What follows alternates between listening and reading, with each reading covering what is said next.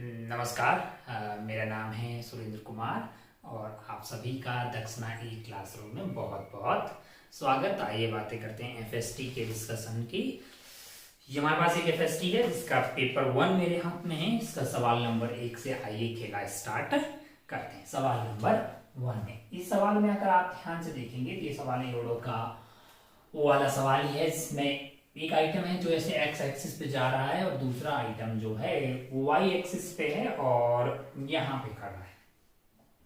ये हमेशा जो है इसका नाम कौन है, ये ए है और यहाँ पे बी है जो इस डायरेक्शन में जा रहा है ना। सिर्फ ए है, मतलब सिर्फ मान लीजिए वो यूनिफॉर्मली भी 50 metre second in the direction of the ship in continuously aimed to ship P की तरफ देखते हुए जा रहा है। और जो B है वो 40 मीटर पर सेकेंड की कांस्टेंट रफ्तार से जा रहा है, 40 मीटर पर सेकेंड की रफ्तार से। और ए जो है इसकी रफ्तार कितनी है, 50 मीटर पर सेकेंड। ठीक है। हाँ इनिशियली जो है VA is perpendicular to VB, वो आपको दिखाई दे रहा होगा। थोड़े टाइम बाद में क्या होगा, मैंने कहा ये आगे मान लो कहीं यहाँ पे आ गया तो ये भी कहीं यहाँ आ जाएगा, बस इसकी तरफ देख रहा होगा, है ना, है कि नहीं। तो इसका कुछ इस तरह का पाथ हो जाएगा, टक टक टक टक टक टक, मतलब जब भी होगा जैसे भी होगा ये इसकी तरफ देखते हुए होगा। मतलब हमेशा जो A है वो B की तरफ देख रहा होगा किसी भी टाइम t पे। अगर बात करें तो मान लो कि ये यहाँ पे आ जाएगा और ये उसकी तरफ देख रहा होगा, है ना। और initially perpendicular and separated by a distance, यानी कि ये वाली जो दूरी है ये आपको कितनी दी हुई है, 300 मीटर दी हुई है। ठीक है। अब बोल रहा है कि distance move by ship A before colliding with the ship B, यानी कि इन दोनों का मिलन कब होगा, जब मिलन हो जाएगा तब तक इन्होंने कितना डिस्टेंस कवर किया है। तो पहले अपने को मिलन का वक्त पता करना होगा, है ना। हम ये सवाल पहले भी कर चुके होंगे कि ये रफ्तार अगर v है, ये रफ्तार अगर u है ना। मान लीजिए कि t is equal to capital T पे मिलन हो जा रहा है। क्या हो रहा है, मिलन हो जा रहा है। तो क्या बात हुई, अगर आप ध्यान से देखें हॉरिजॉन्टल डायरेक्शन में बात करें तो कैपिटल T टाइम में ये आगे की तरफ बढ़ा होगा 40, यानी यहाँ 40 की बात करें u माने तो u इंटू टी, उतने ही टाइम में हॉरिजॉन्टल डिस्प्लेसमेंट A का भी उतना ही होना चाहिए। तो हम क्या करते थे, हम रैंडम यहाँ पे कहीं जा चले गए। मान लो कि ये आपका V से ही चल रहा होगा और ये एंगल आपका अल्फा हो गया है, कुछ भी है, और ये जो लाइन है ये इसकी तरफ जा रही होगी और ये भाई साहब जो है वो U से इधर जा रहे होंगे। ये एंगल अल्फा होगा तो ये वाला एंगल क्या हो जाएगा, ये अल्फा हो जाएगा। माना कि ये बीच की दूरी s है, बीच की दूरी क्या है, रिलेटिव सेपरेशन s है, जो स्टार्टिंग में कितनी थी, l थी, और अब धीरे धीरे धीरे धीरे कम हो रही होगी और जब मिलन हो जाएगा तो ये s की वैल्यू क्या हो जाएगी, 0 हो जाएगी। तो अब अगर आप ध्यान से देखें तो ये v से उधर जा रहा है और इसका इधर वाला कंपोनेंट क्या हो जाएगा, u cos अल्फा, है कि नहीं है। तो अगर आप ध्यान से देखें तो v minus u cos alpha से ये लेंथ कम हो रही है। कौन सी वाली लेंथ कम हो रही है, ds बाई dt, है ना। अच्छा भाई साहब इसमें कोई दोहराई वाली बात नहीं, वक्त के साथ कम हुई तो आगे नेगेटिव भी लगा दिया। अब अगर आप ध्यान से देखें, तो ये जो ds है ये अगर मैं ऐसा करूं, ds is equal to v minus u cos alpha into आपका क्या आ जाएगा, यहाँ पे dt आ जाएगा, यहाँ पे dt आ जाएगा। इसका इंटीग्रेशन कहां से कहां तक, 0 से लेके कैपिटल T टाइम तक। ये जो ds की वैल्यू थी वो L से लेके कहां तक पहुंच जाएगी, 0 तक पहुंच जाएगी। इसमें कोई लाज शर्म वाली बात नहीं है। तो अगर आप ध्यान से देखेंगे तो ये बन जाएगा आपके लिए L और ये बन गया है आपके लिए v इंटू टी, v तो कांस्टेंट है, और ये बन गया आपके लिए u into integration from 0 to t cos alpha dt। अब इसकी वैल्यू आपको पता नहीं है, क्योंकि cos अल्फा तो वेरिएबल है। तो अगर आप ध्यान से देखें तो मैं हॉरिजॉन्टल में एक आप और बातें कर सकता हूं कि हॉरिजॉन्टल में जब मिलन होगा तो दोनों का डिस्प्लेसमेंट क्या होना चाहिए, सेम होना चाहिए। तो ये t टाइम तक, कैपिटल T टाइम तक उधर की तरफ जाएगा ut, that must be equal to v का इधर वाला component v cos alpha dt का इंटीग्रेशन फ्रॉम 0 से t है। भाई इसका हॉरिजॉन्टल डायरेक्शन में कितना जाएगा, v cos अल्फा, तो रफ्तार हो गई v3 से, इसको इंटीग्रेट कर दिया है टाइम के साथ। तो ये आपके पास अगर आप ध्यान से देखें तो यहां से जो cos अल्फा dt 0 से t, ये वाली वैल्यू है, इसको v तो कांस्टेंट है, बाहर आ जाएगा, क्या इसको मैं u capital T divided by v लिख सकता हूं? मैंने कहा हाँ, क्या ये वाले आइटम को उठा के यहाँ पेस्ट किया जा सकता है? क्या बिल्कुल किया जा सकता है। L is equal to v into T minus U into cos alpha dt का इंटीग्रेशन, और उसको क्या लिखा जा सकता है? ut अपॉन v है, तो ये कार्यक्रम हो जाएगा u square t by v, है ना लगा? तो यहां से क्या हो गया है आपके लिए, अगर आप ध्यान से देखें, v square minus U square into T divided by v है। तो अगर आप ध्यान से देखें तो यहां से t की वैल्यू आपके लिए क्या आ रही है? t की वैल्यू आ रही है L into V upon V square minus U square, t is equal to L into V divided by V square minus U square. जब जब अगर आप ध्यान देंगे मिलन तभी पॉसिबल होगा जब v की value v must be greater than u है ना। अगर v is equal to u हो गया तो इनफाइनाइट टाइम बाद में मिलन होगा, कोई भी पॉजिटिव वैल्यू आना चाहिए ना टाइम की, तो इसका मतलब v जो है वो u से बड़ा होना चाहिए। इस पर्टिकुलर केस में हमारे पास v की वैल्यू कितनी है? 50 और u की वैल्यू कितनी है? 40। L की वैल्यू कितनी है? 300 मीटर है। तो मिलन कब होगा? L into V divided by V square minus U square. L की वैल्यू आपके पास क्या है? L की वैल्यू, ये रोडो का ही सवाल है। L इंटू वी, L आपका 3 इंटू वी की वैल्यू कितनी है? 50 है। नीचे क्या हो जाएगा भाई साहब? 50 का स्क्वायर माइनस 40 का स्क्वायर, तो हो जाएगा 50 माइनस 40 इंटू 50 प्लस 40 है, तो हो गया आपका 300 इंटू 50 डिवाइडेड बाई 10 इंटू 90 है। तो ये 0 से 0, 2 0 आपने उड़ा दिए, तो आपके पास क्या बच गया है? ये 2 0 उड़ा गया, ये आपका 3 आ गया है, तो टाइम आपका आएगा 50/3 सेकेंड, है ना। इसमें मिलन हो जाएगा अगर आप सारा मीटर पर सेकंड है इसमें, और बहुत बढ़िया भाई साहब, बहुत शानदार। अब आपसे बोला कि ए ने कितना डिस्टेंस कवर किया, तो भैया स्पीड आपको पता है, टाइम आपको पता है, तो डिस्टेंस कवर्ड नहीं निकाल पाइएगा। डिस्टेंस कवर्ड बाई ए, तो वो अगर होगा तो इसकी स्पीड 50 है, और आपके पास टाइम कितना लगा है? 50/3 है ना। इतना मीटर जो है वो डिस्टेंस कवर किया जाएगा, है ना। तो बहुत बढ़िया, बहुत शानदार। The distance covered by the ship A before colliding with the ship B is, ship A के द्वारा कितना डिस्टेंस कवर किया जाएगा? 50 इंटू 50/3। बहुत शानदार। आइए आगे बढ़ते हैं सवाल नंबर 2 पे। सवाल नंबर 2 पे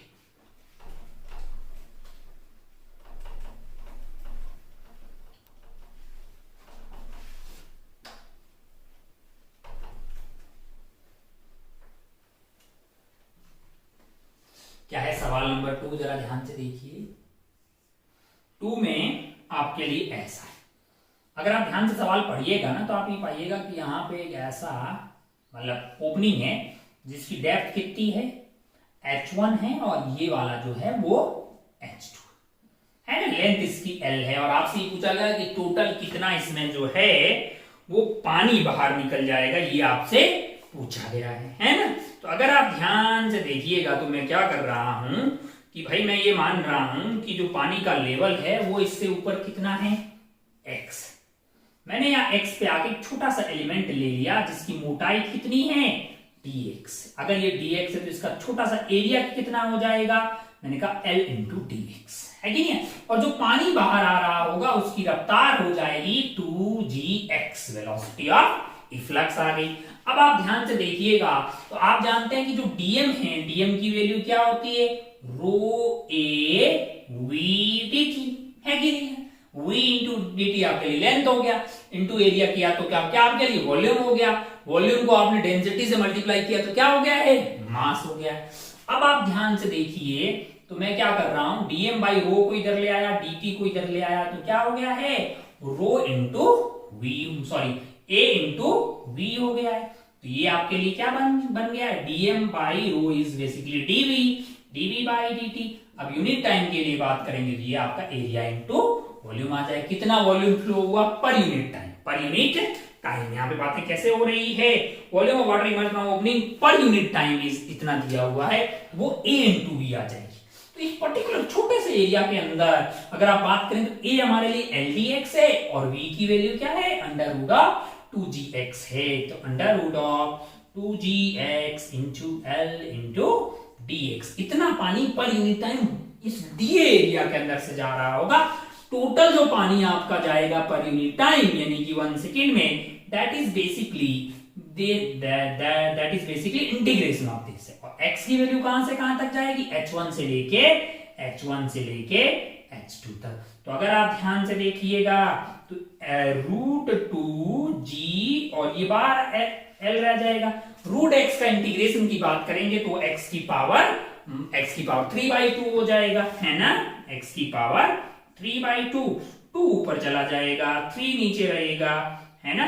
ये वैल्यू आ रही, लिमिट आपकी कहां से जा रही है, h1 से लेके h2 तक जा रही है।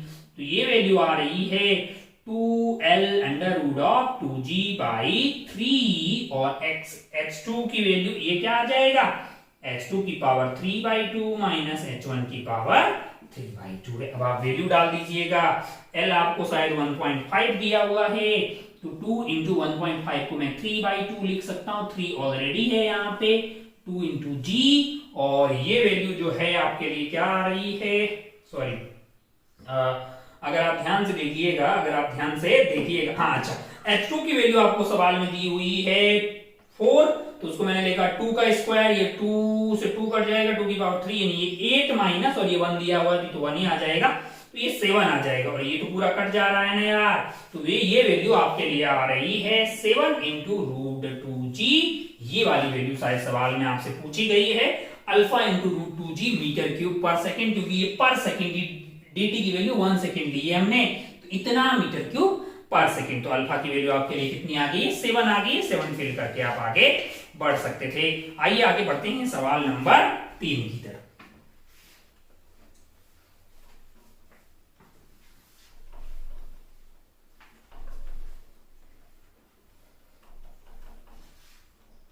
सवाल नंबर 3 देखिए जरा ध्यान से। सवाल नंबर 3 क्या है, यहां पे एक 10 kg का आइटम रखा हुआ है, उसके ऊपर आपके लिए क्या रखा हुआ है, 2 kg का आइटम रखा हुआ है, ये h है, ये h/4 है, अच्छा, और यहां पे म्यू की वैल्यू क्या दी हुई है, 1/3 दी हुई। यहां पे मैक्सिमम फ्रिक्शन क्या हो सकता है, लिमिट 1/3 इंटू नॉर्मल इज 20, यानी कि सॉरी 20/3 न्यूटन हो सकता है भाई, लेकिन टॉपलिंग भी तो हो सकती है उससे कम। मैंने कहा माना कि F लग रहा है, फ्रिक्शन कितना लग रहा है, इस पे F लग रहा है ना। फ्रिक्शन अगर ऐसे लगेगा भैया इसके सेंटर और मास से अगर देखिएगा तो फ्रिक्शन चाह रहा है कि वो इधर की तरफ टॉपर हो जाए, उसका अपोज कौन करेगा, उनका उसका अपोज जो है सॉरी इसका अपोज करेगा नॉर्मल, और जो मैक्सिमम अपोज करने के लिए इधर की तरफ आ सकता है, मैक्सिमम अपोज करने के लिए क्या हो सकता है, इधर की तरफ आ सकता है। सेंटर ऑफ मास पे mg लग रहा होगा, उसका टॉर्क 0 होगा, तो फ्रिक्शन इनटू परपेंडिकुलर दूरी that is equal to h/2 is equal to normal that is equal to 20 into perpendicular दूरी, तो ये वाली दूरी आ जाएगी आपके लिए, परपेंडिकुलर दूरी कितनी हो जाएगी, h/8 हो जाएगी, तो h से h कट गया है, ये 2 से ये 4 कट गया है, फ्रिक्शन की वैल्यू आ रही है 5 न्यूटन, क्या आ गई है, 5 न्यूटन आ गई। अब अगर आप ध्यान से देखें तो फ्रिक्शन की मैक्सिमम वैल्यू हो सकती है आपके पास 6 पॉइंट समथिंग है कि नहीं, 6 पॉइंट समथिंग हो सकती है ना, लेकिन भैया 5 से ज्यादा रखोगे तो ये टॉपल हो जाएगा, तो 5 से ज्यादा तो रख ही नहीं सकते, मतलब फ्रिक्शन की मैक्सिमम वैल्यू यहाँ पे सेफ वाली जो कितनी हो सकती है, 5 हो सकती है। तो एक्सेलरेशन ऑफ 2 kg मैक्स की बात करेंगे कितनी हो जाएगी, 5/2 हो जाएगी। अगर सिस्टम को साथ साथ चलना है तो इस पूरे सिस्टम की मैक्सिमम एक्सेलरेशन क्या होगी, 5/2 होगी। तो हमें यही तो निकालना है ना, ये कैपिटल F कितना होगा, कैपिटल F ले लो भाई साहब, ये कितना kg का है, ये आपके पास 2 + 10 12 kg F है, और उसकी मैक्सिमम एक्सेलरेशन 5/2 हो सकती है, तो 12 इंटू 5/2 है, ये 6 हो गया है, ये आपके लिए 30 न्यूटन आ जाएगा, क्या आ जाएगा, 30 न्यूटन आ जाएगा। आपको क्या करना है, हाँ मतलब जो है for which the alpha into g है, अल्फा इंटू जी यानी कि 3 इंटू जी आ जाएगा, अल्फा की वैल्यू 3 आ गई, अल्फा की वैल्यू 3 आ गई। आइए आगे बढ़ते हैं सवाल नंबर 4 की तरफ, 3 हो गया है, आइए आगे बढ़ते हैं सवाल नंबर 4 की तरफ। सवाल नंबर 4 जरा ध्यान से देखिए। 4 में क्या है कि हाँ आपके पास ऐसा सर्किट है, यहाँ पे कैपेसिटर है और यहाँ पे लगा हुआ है आपका रेजिस्टर और यहाँ पे बैटरिया लगी हुई है और यहाँ पे आपका स्विच लगा हुआ है। यहाँ पे जो बैटरी है मान लो E की है ये बैटरी और C है, R इज R। अब अगर आप ध्यान से देखें तो क्या होगा, स्टेडी स्टेट में ये पोटेंशियल डिफरेंस इसके अक्रॉस हो जाएगा, यहाँ पे प्लस और यहाँ पे माइनस और इस पे चार्ज होगा C इंटू ई। तो इसमें एनर्जी कितनी हो जाएगी, इसमें एनर्जी हो जाएगी, इनिशियल एनर्जी की कितनी है इसकी, half C V square, half C B square. और सी की वैल्यू क्या है, epsilon naught A by D. इसमें कोई लास्ट टर्म वाली बात नहीं है। फिर क्या किया गया इस भाई साहब ने, यहां पे इसके बीच में एक डाइलेक्ट्रिक डाल दिया। क्या किया है, एक डाइलेक्ट्रिक डाल दिया है। चलो भैया ऐसा हो गया है ना। तो अगर आप ध्यान से देखें तो इस वाले k की वैल्यू 2 है, ये d/2 हो जाएगा, d/2 है, यहाँ पे k की वैल्यू 1 है। तो यहाँ पे 2 कैपेसिटर बनते हुए आपको दिखाई देंगे और दोनों आपस में कैसे हैं, दोनों आपस में सीरीज में है, तो पैरेलल की तरह उनको मतलब ऐड करना होगा, मतलब है ना सी। तो पहले निकाल लेते हैं इसका कितना कैपेसिटेंस होगा। इसका कैपेसिटेंस होगा मान लो C1 is equal to k epsilon naught a by d/2 आ जाएगा, है कि नहीं है, k epsilon naught a by d है तो d/2 उधर चला गया। हमको तो लगता है कि ये 4c हो गया है भाई, 2 पर चला जाएगा, c की वैल्यू तो यही है। और इस वाले केस में अगर C2 की बात करें तो C2 की वैल्यू क्या हो जाएगी, 1 into epsilon naught a by d/2। तो ये d2 ऊपर चला जाएगा, हमको तो लगता है 2c आ जाएगा। क्या आ जाएगा आपके लिए, 2c आ जाएगा। अगर आप ध्यान से देखें तो 4c और 2c जो हैं वो दोनों कैसे हैं, वो आपस में सीरीज में है। तो इक्विवेलेंट आपके लिए क्या आ जाएगा, 4c into 2c divided by 6c। अगर आप ध्यान से देखें तो ये वैल्यू आपके लिए 3 आ रही है, c से c कट गया, यानी कि 4c/3 जो है वो आपका इक्विवेलेंट कैपेसिटेंस आ रहा है। कितना आ रहा है, 4c/3 आ रहा है। अब आप ध्यान से देखिए, जब स्टेडी स्टेट में ये 4c/3 हो जाएगा, है ना, ये आइटम क्या हो जाएगा, 4c/3 और इसके अक्रॉस का पोटेंशियल डिफरेंस कितना होगा, मैंने कहा वो तो प्लस माइनस ई हो गया है ना। तो इसके अंदर एनर्जी कितनी हो जाएगी, ई फाइनल हो जाएगी half see that is 4c/3 into E square. तो एनर्जी हो जाएगी आपकी 2ce²/3 आ जाएगी। अब आप ध्यान से देखिए, पहले यहां पे चार्ज था c इंटू ई, अब यहां पे चार्ज क्या होगा, 4c/3 इंटू ई, है कि नहीं है भाई, Q is equal to C into E. तो नया C इतना आ गया है। तो यहाँ पे चार्ज अगर आप ध्यान से देखें तो बैटरिया से गया है, पहले C था, अब कितना है, 4c/3 है। हमको तो लगता है कि 4c/3 माइनस CE यानी कि C/3 का चार्ज यहाँ पे फ्लो हुआ है इधर से ऐसे। तो वर्क डन बाय बैटरी कैसा है, पॉजिटिव है। वर्क डन बाय बैटरी, तो अगर आपको हीट लॉस निकालना होगा तो आपको क्या करना पड़ेगा, work done bye battery minus क्या करेंगे आप, अगर आप ध्यान से देखें तो ई फाइनल माइनस ई इनिशियल,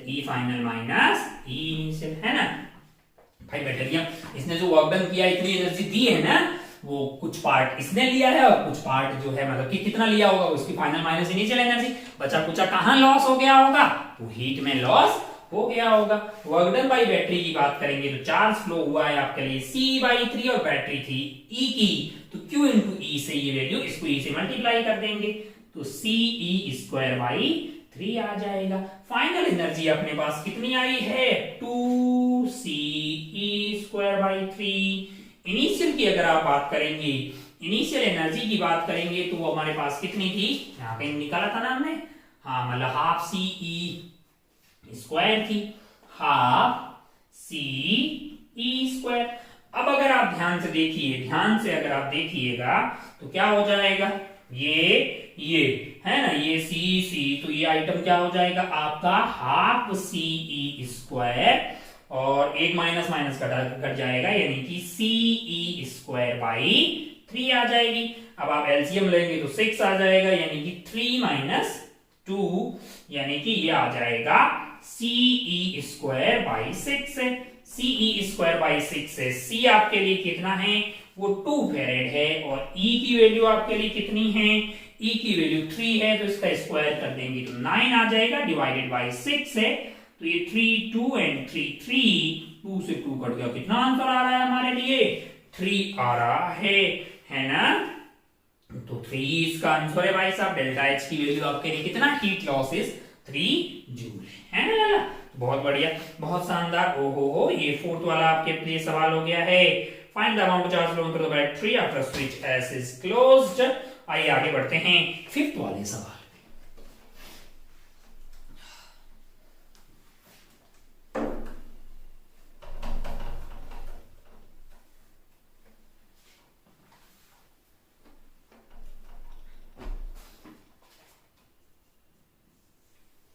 क्या है फिफ्थ वाला सवाल, find the amount of charge phloem through the battery after switch S is closed है।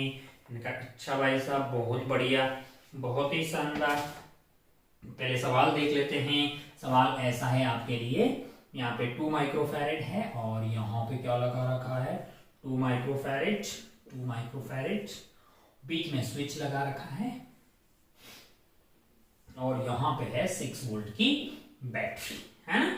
2 माइक्रोफैरेड, 2 माइक्रोफैरेड, 2 माइक्रोफैरेड। तो अगर आप ध्यान से देखें, ध्यान से अगर आप देखें तो क्या हो रहा है, C और C आपका कैसा है, पैरेलल है। तो ये आपके लिए अगर आप ध्यान से देखें तो 2 और 2 क्या हो जाएगा, 4 हो जाएगा। फिर 4 और 2 कैसे हैं, सीरीज में है, तो 2 इंटू 4 बाई 6 है, यानी कि आपका आंसर आ जाएगा 4 by 3 micro farad, 4 by 3 micro farad है। तो यहां से क्या होगा, यहां से अगर आप ध्यान से देखें तो यहां से कितना चार्ज चल रहा होगा, 6 इंटू 4 बाई 3 यानी 2 यानी 8 माइक्रो कूलम। ये 8 माइक्रो कूलम, इसको 8 मिला होगा, इसको -8 मिला होगा, और बाकी इसमें 3 है, 2 एंड 2 है ना, 2 एंड 2 है, इसको कितना मिला होगा, 4 मिला होगा, 4 मिला होगा, और वापस 8 यहां से आ गया होगा, है ना लाला। अब क्या हो रहा है कि स्विच आपने क्लोज कर दिया, इस स्विच को आपने क्लोज कर दिया, तो इनका खेला तो खत्म हो गया भाई साहब। अब कितना बचा है, सिर्फ और सिर्फ आपके पास 2 माइक्रोफैरेड जो है वो इक्विवेलेंट कैपेसिटेंस बचा है। तो यहां से चार्ज कितना फ्लो होगा आपके लिए, 6 इंटू 2 है, 6 इंटू 2 यानी कि कितना आ गया है, 12 माइक्रो कूलम। यहां से 12 अब 12 आ जाएगा, 12 आ जाएगा तो क्या होगा यहाँ पे, मतलब 8 पहले ही था, 4 और 12 आ जाएगा, यहाँ -12 आ जाएगा, और वो यहां से चला जाएगा 12 माइक्रोफैरेड। तो अगर आप ध्यान से देखें तो आप ये पा रहे हो कि भाई 8 तो पहले ही था, 12 अब आ गया है, तो 4 और यहां से आया होगा, वही चल ऐसे निकल गया हो। तो बड़ा लल्लू सवाल है, 4 माइक्रोकूलम में आंसर आ जाएगा आपका। कितना चार्ज फ्लो हुआ है स्विच को बंद करने के बाद बैटरी से, आंसर होगा 12 - 8 यानी कि 4 माइक्रोकूलम है। रद्दी सवाल है। आइए आगे बढ़ते हैं 6 वाले सवाल पे। 6 वाला सवाल भी खत्म केस है, जरा ध्यान से देखिए क्या है।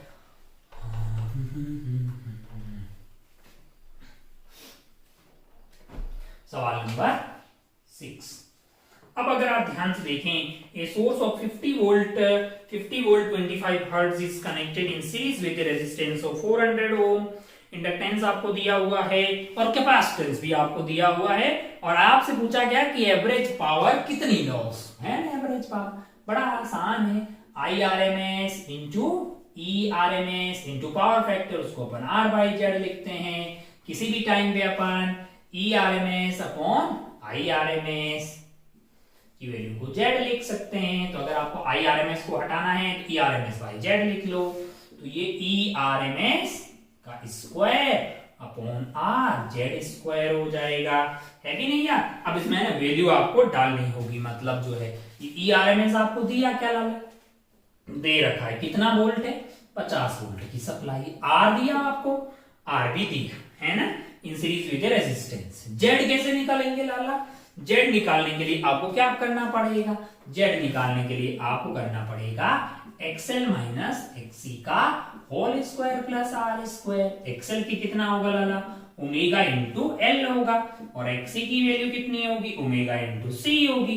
एल दिया, सी दिया, और ओमेगा को क्या लिखेंगे 2 पाई एफ। एफ दिया क्या, 2 पाई एफ दिया क्या, ये पाई स्क्वायर को 10 डालना कि कितना डालने का, पाई स्क्वायर को 10 डालने का। ये वैल्यू यहाँ डाल, यहाँ डाल, यहाँ डाल, आर जेड स्क्वायर कर, आर बट्टा कर, ये आर 50 का स्क्वायर दिया। ये वैल्यू जब तू पुट कर रहा है तो ये वैल्यू सॉल्व करके कंप्लीट करके कितना वैल्यू आ रहा है, 4 वोट आ रहा है। तो हमारा आंसर क्या हो जाएगा, 4 हो जाएगा। लल्लू सवाल था, ये कोई बहुत तगड़ी चीज है नहीं। सिमिलरली सवाल नंबर 7 को देखा जाए तो वो भी ऐसे ही खत्म केस सा है। देखिए क्या है सवाल नंबर 7।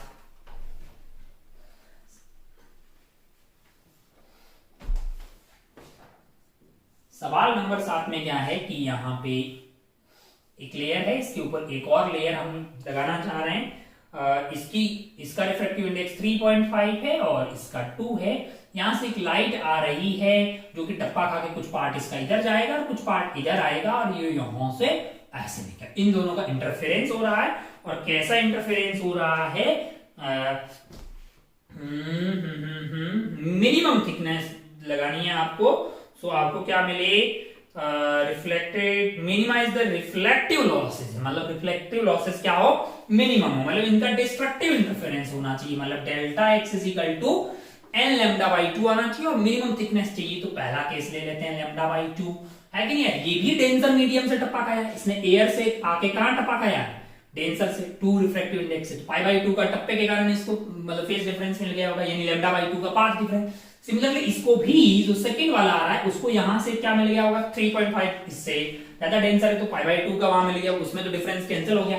एक्स्ट्रा तो ये वाला पार्ट ही चला होगा, है कि नहीं यार। ये वाली लेंथ अगर आपके पास t है, ये वाली लेंथ अगर आपके पास t है तो और रिफ्रैक्टिव इंडेक्स मान लो म्यू है, तो कितना एक्स्ट्रा चला होगा, t और t किसमें, 2 रिफ्रैक्टिव इंडेक्स वाले में। तो एयर में कितना चलने के बराबर है, 2 mu into T, 2 mu into T, 2 mu into T is equal to lambda by 2 है। तो यहाँ पे म्यू किसका आ जाएगा, ये आपका 2 आ जाएगा। और लेमडा आपको सवाल में कितना दिया हुआ है, लेमडा आपको 880, लेमडा आपको दिया हुआ है 880 नैनोमीटर, 880 नैनोमीटर। तो इसको उठा के कहां डालने का, यहां डालने का। अननोन कौन हुआ, टी हुआ, बस आसानी से मिल जाएगा। अरे भाई इसकी वैल्यू 2 दी हुई है, 2 और 2 4 हो गए, ये 8 हो गए। इनफैक्ट टी की वैल्यू हो जाएगी लेमडा डिवाइडेड बाई 8 हो जाएगी। लेमडा की वैल्यू 880 नैनोमीटर है, तो पुट कर दीजिए। और नैनो यानी ये 10 की पावर -9 है, आंसर आपको 10 की पावर -10 में चाहिए इंस्टॉन में। तो एक गलती सवाल था। आइए आगे बढ़ते हैं। मतलब डिस्ट्रक्टिव इंटरफेरेंस होगा तभी नहीं इधर की तरफ एनर्जी बहुत कम आएगी, मतलब मैक्सिमम एनर्जी जो है वो सारी की सारी अंदर की तरफ पेनिट्रेट हो जाएगी। आइए आगे बढ़ते हैं सवाल नंबर 7 के बाद सवाल नंबर 8। सवाल नंबर 8 थोड़ा सा ठीक है, वेव ऑप्टिक्स का सवाल है। आइए देखते हैं सवाल नंबर 8 को। सवाल नंबर 8 क्या है, जरा ध्यान से देखिए। सवाल नंबर 8, यहां पे अगर आप ध्यान से देखिएगा, यहाँ पे स्क्रीन लगा रखी है और इधर से क्या हो रहा है, इधर से आपके पास एक रे आ रही है ऐसे, दूसरी रे आपके पास ऐसे आ रही है।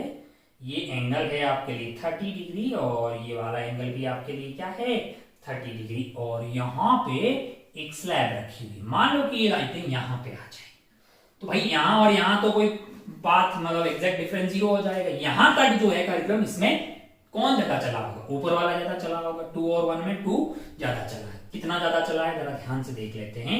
ये एंगल 30 है तो ये वाला एंगल भी 30 आ जाएगा, और ये 90 है तो ये वाली दूरी अगर d है तो ये ज्यादा चला होगा d sin थीटा, और यहां से आ जाएगा म्यू -1 इंटू टी है। तो d sin थीटा यहां तक का डेल्टा एक्स आपको क्या मिल जाएगा, d sin थीटा मतलब theta is 30 degree plus mu -1 into T. ये वैल्यू पहले निकाल लेते हैं। डी की वैल्यू आपको कितनी दी हुई है 0.5 इंटू 10 की पावर -3, साइन थीटा की वैल्यू 1/2 प्लस 5 इंटू 10 की पावर -5 इंटू 1.5 -1 करेंगे तो हाफ आ गया है, यानी 0.5। इसको जब सॉल्व कर रहे हैं तो ये वैल्यू आ रही है 0.275 इंटू 10 की पावर -3 मीटर। यानी कि यहां के कारण कितना फेज डिफरेंस पैदा हुआ होगा वो अगर आपको पता करना है तो 2 pi by lambda into delta x. Delta x की वैल्यू को यहां पे डाल।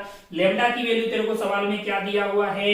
लेमडा की वैल्यू तुझे सवाल में दिया गया है wave of wavelength 3 into lambda आपको 3 इंटू 10 की पावर लेमडा आपको 3 इंटू 10 की पावर -5 दिया हुआ है। लेमडा डाल दिया, डेल्टा एक्स डाल दिया, तो ये वैल्यू जो है 2 पाई बाई लेमडा इंटू ये करेंगे तो ये वैल्यू सॉल्व करके आ रही है 55 पाई बाई 3।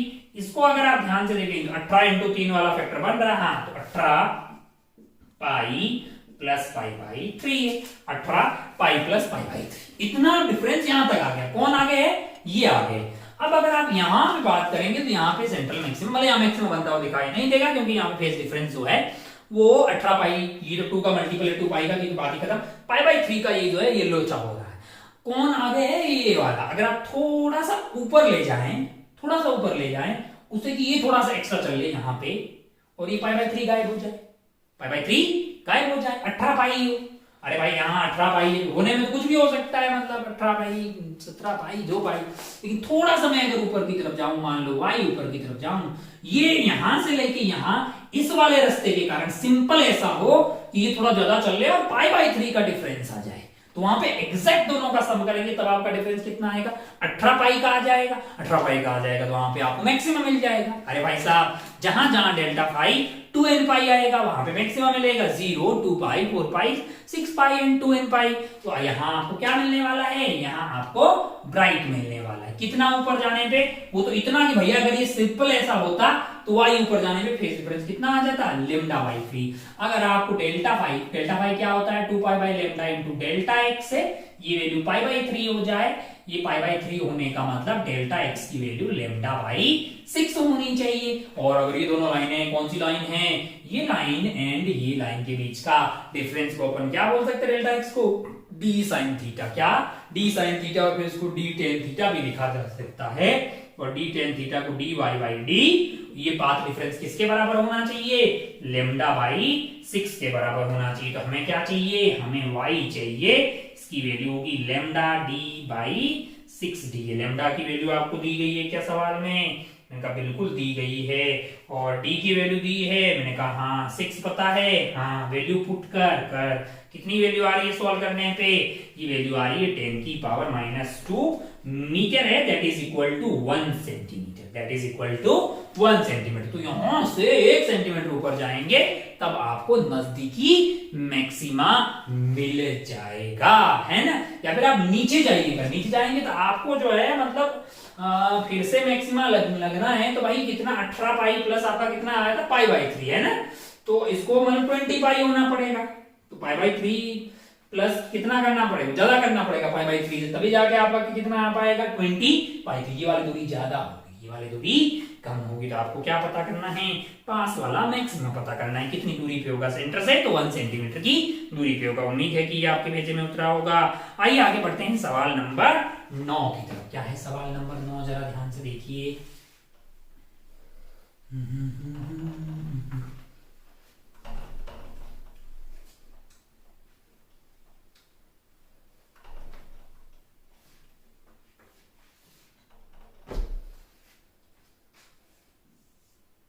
सवाल number 9, to measure the length of cylinder है। लेंथ ऑफ सिलेंडर मेजर करने के लिए क्या किया जा रहा है? जरा ध्यान से देखिए।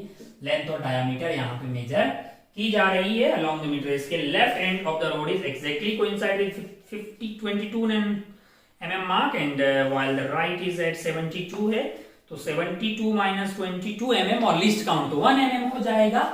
लेंथ अगर आप ध्यान से देखिए तो आपके पास आ जाएगी 72 माइनस 22, और जिस आइटम से मेजर किया जा रहा है उसकी मिनिमम औकात 1 mm है। तो ये आपके लिए कितना आ गया है? 2 माइनस 2 इज 0, यानी कि 50 प्लस माइनस 1 mm है।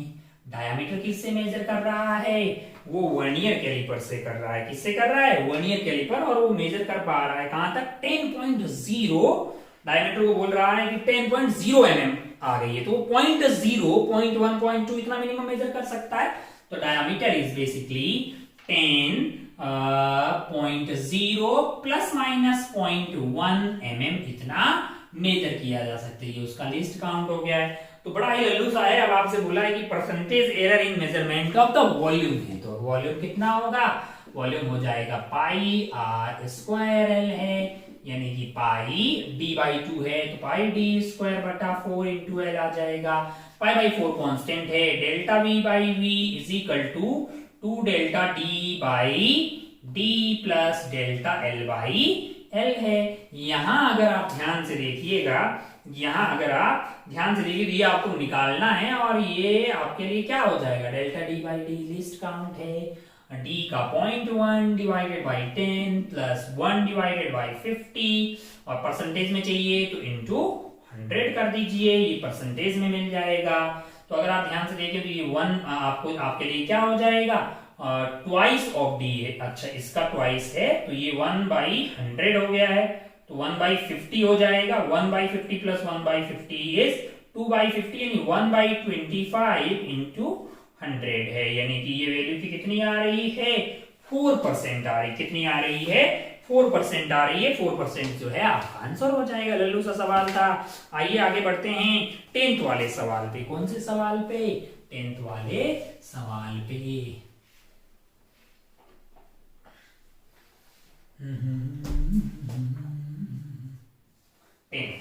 सवाल नंबर 10 क्या है? एक रॉड है, इसको अपने लटका रखा है, इसका मास m है और area of cross section a है, यंग्स मॉडुलस y है। ऐसा कुछ जानकारी आपको दी गई है ना। अच्छा भाई साहब बोल रहा है इसकी लेंथ बढ़ जाएगी, खुद के वेट के कारण क्या होगा? लेंथ बढ़ जाएगी। तो बोल रहा है कि 30 और 40 सेंटीमीटर के बीच की जो लेंथ है, मतलब जो 40 सेंटीमीटर थी अब वो 40 से ज्यादा हो जाएगी, है ना। तो कितनी ज्यादा हो जाएगी? उसके लिए इसका वेट के कारण, खुद के कारण कितना इलोंगेशन आएगा वो हमें पता करना होगा। मान लीजिए कि हम यहां से, ऐसे सवाल आपने खूब किए होंगे, यहाँ पे जाओ एक छोटा सा एलिमेंट ले लिया, इसमें टेंशन की कितनी होगी? तो ये ऐसा सवाल हो गया है, इस वाले पार्ट का मास कितना होगा? m बट्टा एल इंटू एक्स, m बट्टा एल इंटू एक्स इंटू जी कर देंगे तो इतना आपके लिए टेंशन लग रही होगी, दैट इज इक्वल टू, यानी इतना आपके पास mg लग रहा होगा, that is equal to tension, यानी कि टेंशन इज बेसिकली mgx बट्टा एल। ये आपके पास टेंशन आ गया। अब अगर आप ध्यान से देखिए, टेंशन आपको पता है कि छोटे से dx लेंथ वाले के अंदर मान लो कि भाई dy का चेंज आ रहा है खुद के वेट के कारण इसमें। तो अगर आप ध्यान से देखें, अगर आप जानते हैं कि force upon area upon delta L बटा L is equal to Young's modulus है, तो अगर आपका एल था, कितना एल था? dx था, है ना, upon area divided by Young's modulus delta X, उधर ले जाइए डेल्टा एल, ये dy, यानी dx लेंथ के अंदर चेंज कितना आया है? dy का आया। तो मुझे अगर y चाहिए होगा तो क्या मैं इसको इंटीग्रेट कर दूंगा? मैंने कहा बिल्कुल। f की वैल्यू क्या है? f की वैल्यू है mgx बटा l है, नीचे की तरफ ay है और लेंथ अगर आपका 0 से लेके y, मतलब कितना लेंथ है यहाँ पे अगर आप ध्यान से देखिए, मान लो कि लेंथ आपकी जो है 0 से लेके x तक, जो भी l तक वेरी कर रही है। लेंथ अपन देख लेते हैं। हाँ, तो अगर आप ध्यान से देखिएगा, ध्यान से देखिए, मान लो कि L लेंथ है, L तक टोटल कर लेते हैं। L की वैल्यू क्या है? जैसे 40 सेंटीमीटर के डिफरेंस की बात करेंगे तो 40 वाले के बीच में निकालेंगे, तो L तक अगर ध्यान से देखें तो ये आपका y आ जाएगा। तो कितना आ जाएगा जरा ध्यान से देखिए, ये वैल्यू जो है वो आपके लिए आ जाएगी mg x का integration is x square by 2, तो l स्क्वायर बाई 2 और l से l कट जाएगा, यानी mgl बाई 2ay। अब ये l जो है वो इसकी लेंथ पे बात करेंगे। जब अपन दो आइटम के बीच की बात कर रहे हैं 30 एंड 70 के बीच की, l की वैल्यू कितनी हो जाएगी? 40 हो जाएगी। हम तो उसी में इंटरेस्टेड है ना यार। अब अगर आप ध्यान से देखें तो बोल रहा है कि टोटल जो रीडिंग आने वाली है, फाइंड द पर्सन, ये तो खत्म हो गया। कौन सा सवाल था भाई? ये सवाल था कि the separation between 30 and 40 centimetre wall will be, मैंने कहा भाई 40 प्लस डेल्टा, डेल्टा कितना हो जाएगा? mg into 40 divided by 2ay, तो 40 यहां से कॉमन आ जाएगा, 1 plus mg upon 2ay, 1 upon mg plus 2ay। अगर आप ध्यान से देखिएगा तो आपको क्या चाहिए, अच्छा 40 प्लस समथिंग में लिखना है ना, तो ये 40 प्लस 20 mg/ay आ जाएगा। आपको क्या चाहिए, आपको चाहिए k into M G by A Y. तो k की वैल्यू क्या आ रही है, यहाँ पे सेंटीमीटर में बातें करेंगे, ये सारा कार्यक्रम किसमें आएगा, सेंटीमीटर में आएगा। तो k की वैल्यू आपके लिए 20 हो जाएगी। कितनी हो जाएगी, 20 हो जाएगी। और k बाई 5 आपसे पूछा गया है, तो 20 बाई 5 बेसिकली 4 आ जाएगा, है ना। k बाई 5 आपसे 4 पूछा है, तो 4 इसका आंसर आ जाएगा। 11 वाला सवाल जो है वो बताते हुए मुझे शर्म आ रही है, क्योंकि ये बहुत ही रद्दी दिखाई दे रहा है। 11 वाले सवाल में क्या है, जरा ध्यान से आप देखिएगा। 11 वाले सवाल में एक ग्राफ बना रखा है ऐसा, है ना लाला, डर डर डर। तुमसे ये पूछा है वेलोसिटी टाइम ग्राफ दिया हुआ है, हाउ डिस्टेंस लास्ट 10 सेकेंड में, लास्ट 10 सेकेंड में, यानी कि ये t इक्वल टू 10 है और ये 20 है, ये हाइट आपको 24 है, कितना डिस्प्लेसमेंट हुआ है, तो ये यही होगा भाई साहब। डायरेक्शन इसकी चेंज हुई ही नहीं है, तो यही आपका डिस्प्लेसमेंट हो जाए। यही डिस्टेंस कवर्ड है, 1/2 बेस आपके लिए 20 माइनस 10 10 हो गया है, इंटू 24 है, तो ये 5 हो गया है। 520 आंसर 2 10 और 2 120 जो है मीटर ये चला होगा, है ना, लास्ट के 10 सेकंड पे, है ना। इसने अपने डायरेक्शन चेंज की नहीं है, स्ट्रेट लाइन में चल रहा है, तो यही आपका डिस्टेंस और डिस्प्लेसमेंट हो जाएगा। 120 आपको थर्ड ऑप्शन में दिखाई देगा। इसको टिक करके आप आगे बढ़ सकते थे। आइए आगे बढ़ते हैं सवाल नंबर 11 के बाद में सवाल नंबर 12। सवाल नंबर 12 भी बड़ा ही आसान सवाल है, जरा ध्यान से देखिए। सेंटर ऑफ मास का हॉरिजॉन्टल पे कोई एक्सटर्नल फोर्स नहीं है, तो हॉरिजॉन्टल में सेंटर ऑफ मास की इनिशियल रफ्तार 0 थी, बाद में भी 0 रहेगी, वो मूव नहीं करेगा। इस तरह के खूब सवाल हमने किए हैं, तो ये सवाल नंबर 12 आपका हो जाएगा। ऐसा रॉड लगा रखा है, क्या हुआ है, ऐसा रॉड लगा या गया है लाला। अब आप ध्यान से देखिए, यहाँ पे है ये यहाँ पे है, और डर डर, है ना। इसका मास के कितना है, बीड का मास भी m है, और इस पूरे सेटअप का मास भी m है ना। और वो आ कहाँ रहा है, वो आपका आ रहा है मिड पॉइंट पे, और ये वाली दूरी मिड पॉइंट की होगी कि कितनी, l/2। अगर ये सामने x चला जाए, तो इसको मिड पॉइंट पे आने के लिए हॉरिजॉन्टल में इस वाले बीड को कितना चलना पड़ेगा, l/2 माइनस x। आप समझ रहे हैं, हॉरिजॉन्टल में कोई एक्सटर्नल फोर्स नहीं है, तो हॉरिजॉन्टल में सेंटर ऑफ मास बिल्कुल मूव नहीं करेगा, क्योंकि वेलोसिटी ऑफ सेंटर ऑफ मास पहले भी 0 थी और बाद में भी 0 रहेगी। अगर ये x गया है, तो इसको इस पॉइंट पे आने के लिए, वैसे अगर ये रुका होता तो कितना चलना पड़ता, l/2 चलना पड़ता, लेकिन ये खुद ही x उधर चला गया है, तो l/2 माइनस x। हम तो ये करते हैं, ये m उधर की गया, x is equal to l/2x minus into m। तो अगर आप ध्यान से देखिए, तो l/2 minus x, 2x is equal to l/2, x is equal to l/4, यानी कि ये फ्रेम आपका उधर की तरफ कितना गया है, l/4 गया है, जो कि आपको ऑप्शन 2 में दिखाई देगा, जो कि आपको ऑप्शन 2 में दिखाई देगा। आप इसको सॉल्व करके बड़ी आसानी से आगे बढ़ सकते थे, लल्लू सवाल है। इसके अलावा अगर आप सवाल नंबर 13 देखेंगे, सवाल नंबर 13 भी बहुत ही सस्ता है। सवाल नंबर 13 में क्या है, यहाँ पे एक ब्लॉक लगा रखा है, मास m है, यहाँ एक पुली है, और इसके थ्रू ब्लॉक m ऐसे जा रहा है। एक्सेलरेशन को अगर आप ध्यान से देखेंगे, तो a एक्सेलरेशन है इधर की तरफ। अगर आप ध्यान से देखिए, खींचने वाला फोर्स mg है डिवाइडेड बाय टोटल मास, यानी कि mg divided by total mass is 2m है, m से m कट जाएगा, यानी कि g/2 आपके लिए a की वैल्यू आएगी। अब एक्सेलरेशन ऑफ सेंटर ऑफ मास की बात करेंगे, तो क्या होगा, वर्टिकल हॉरिजॉन्टल में कौन कंट्रीब्यूट कर रहा होगा, ये कर रहा होगा, वर्टिकल में कौन कर रहा होगा, ये कर रहा होगा। हॉरिजॉन्टल की बात करेंगे तो m इंटू g/2, यानी आई कैप में बट्टा, total mass m1 plus m2, यानी बट्टा 2m आ जाएगा, m से m कट जाएगा, g/4 आ जाएगा। सिमिलरली वर्टिकल में भी g/4 आएगा, माइनस j कैप में, और हॉरिजॉन्टल में g/4 आई कैप में, तो g/4 i cap minus g/4 j cap, जो कि ऑप्शन 2 में दिखाई देगा। बड़ा ही सस्ता सवाल है, बढ़िया। अरे m1 a1 plus m2 a2 divided by m1 plus m2 आई में भी करोगे और j में भी करोगे ना यार, कोई तगड़ी चीज तो बता नहीं रहे हैं। आइए आगे बढ़ते हैं सवाल नंबर 14 की तरफ, पहले इसको उड़ा देते हैं।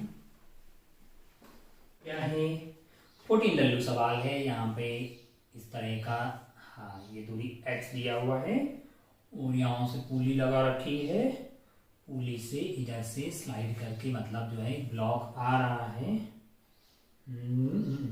ऐसा कार्यक्रम है।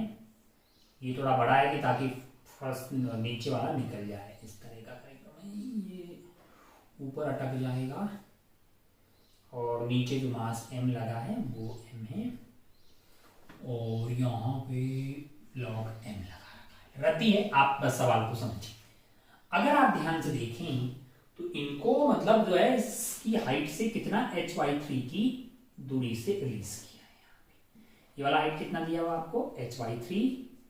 सवाल आप पढ़ेंगे, आप ये वाला पे आके अटक जाता है और बाकी जो m और m है वो m नीचे चला जाएगा। तो भैया जब h/3 पे तो ये दोनों साथ में आ रहे होंगे, खींचने वाला फोर्स होगा 2mg और रोकने वाला तो फ्रिक्शन है ही नहीं, दोनों की एक्सेलरेशन क्या होगी, मैंने कहा 2mg divided by total mass 3m।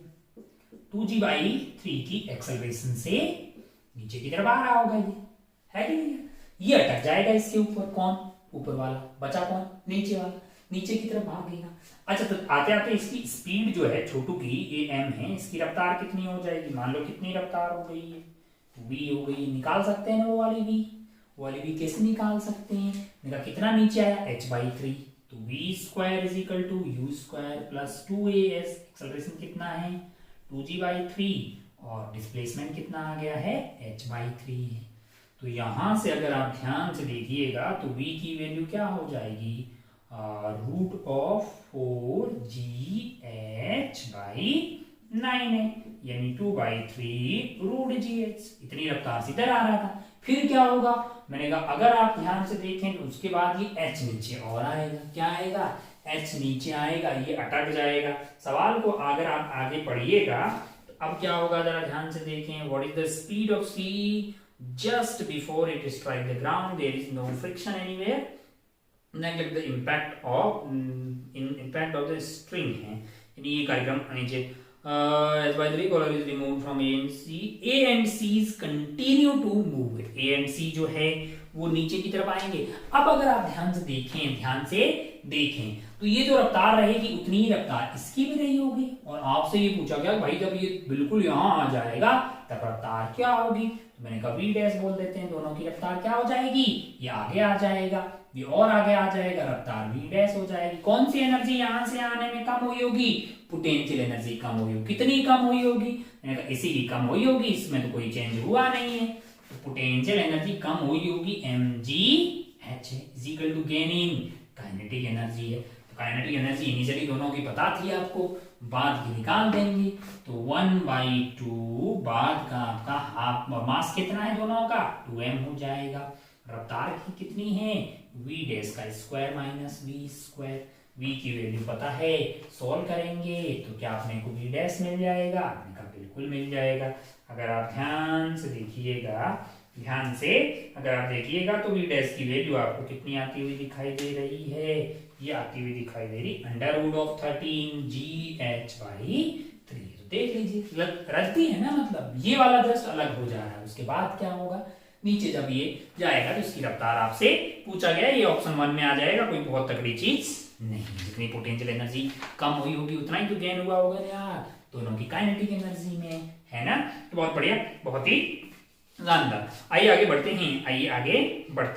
अब जरा ध्यान से देखिए, अगला सवाल क्या है, इलास्टिक कोलिजन हुआ है दो आइटम के बीच का, 15 तो एक ही दम खत्म सवाल है ना।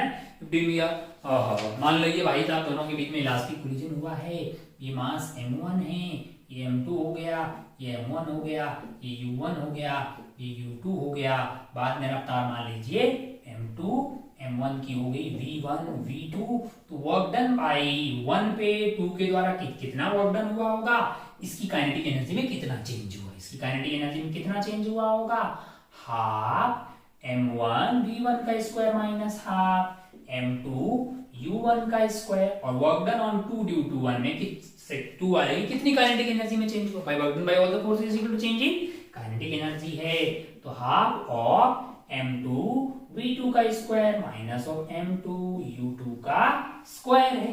अब अगर आप ध्यान से देखें तो दोनों का टोटल वर्क डन कितना होगा, इनका सम आएगा, ये प्लस ये दोनों का सम करेंगे, इनिशियल काइनेटिक एनर्जी मिल जाएगी, ये दोनों का सम करेंगे, फाइनल काइनेटिक एनर्जी मिल जाएगी। E की वैल्यू 1 है, परफेक्टली इलास्टिक कोलिजन है तो एनर्जी का कोई लॉस नहीं होगा, तो ये माइनस ये करोगे तो 0 आएगा ना, तो इन दोनों का नेट वर्क डन क्या आ जाएगा, 0 आ जाएगा, इक्विवेलेंट नेगेटिव मतलब एक दूसरे का नेगेटिव अपोजिट वाला वर्कडन यहाँ पे किया जा रहा है। तो रद्दी सा सवाल था। ये कौन सा सवाल था आपके लिए 15 वाला। आइए आगे बढ़ते हैं सवाल नंबर 16 पे। सवाल नंबर 16 पे जरा ध्यान से देखिए क्या है सवाल नंबर 16। सवाल नंबर 16। सवाल नंबर 16 को अगर आप ध्यान से देखें तो यहाँ पे यूनिफॉर्म रिंग है, इसका मास m है, रेडियस r है और इस पे टेंशन ऐसे लग रही होगी। और क्या हो रहा होगा, ये 2m वाला जो मास है, 2m वाला मास है, इस पे टेंशन इधर लग रही होगी और इधर क्या लग रहा होगा 2mg लग रहा होगा। और ये a से एक्सेलरेट भी हो रही होगी और घूम भी रही होगी अल्फा से, है ना। तो ये वाले पॉइंट का एक्सेलरेशन क्या होगा a प्लस अल्फा आर, और वो प्योर रोलिंग कर रही है, ये दोनों बराबर होंगे यानी 2a हो जाएगा। तो इसका एक्सेलरेशन भी क्या होगा 2a होगा। अब आप ध्यान से देखिएगा तो यहां से मैं t को क्या लिख सकता हूं, t is equal to mass into acceleration. Friction नहीं है यहाँ पे, मास इंटू एक्सेलरेशन। एक्सेलरेशन कितनी है इसकी, सेंटर की a है, तो t की वैल्यू आपके लिए मतलब इसके सेंटर ऑफ मास के एक्सेलरेशन a मांगे m इंटू a आ जाएगी।